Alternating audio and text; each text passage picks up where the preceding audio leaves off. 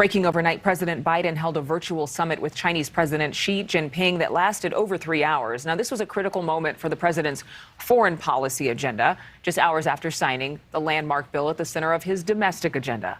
No major announcements have come out of that meeting yet, but the White House does say it was substantive.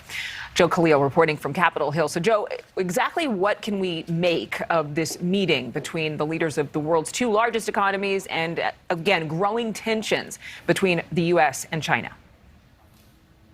You know, Adrian, it's no secret that both nations are going through a bit of a tense period in their relationship. And I think the bottom line takeaway from this call was that there really was no breakthrough moment. But White House administration officials do say that there was some substance discussed in more than 3.5 hours of discussion between these two leaders. And according to the readout of the call, President Biden did press President Xi on a few things, one being China's regular and routine unfair trade practices, another being their stance toward Taiwan, taking a more aggressive stance. That's probably the most contentious point that they talked about. And lastly, about human rights violations within China aimed at their minority Uyghur population. So the bottom line that President Biden took away with was he basically told Xi that it's going to be up to both countries' leaders to make sure that what should be healthy competition doesn't veer off into conflict. And actually, President Xi agreed with that point, according to Chinese state media, but he did dig in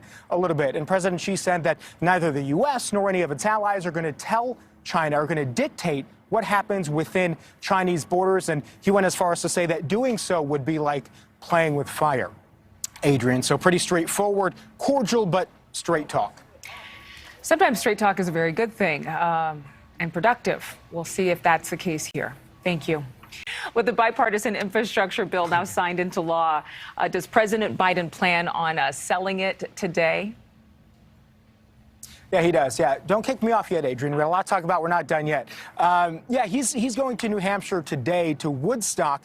There is a bridge that has been in long need of repair. It's going to be one visual, one way that the White House is able to sell the public on what's in this infrastructure bill. I think there's a sense among some Democrats that they haven't done as good of a job at explaining what's in these packages and what's in this bill specifically. So today is going to be an opportunity, the president taking it on the road, and we're likely going to see that a lot over the next few weeks. Thank you so much for watching. Make sure to click on the red subscribe button below so you can get more of NewsNation's fact-driven, unbiased coverage.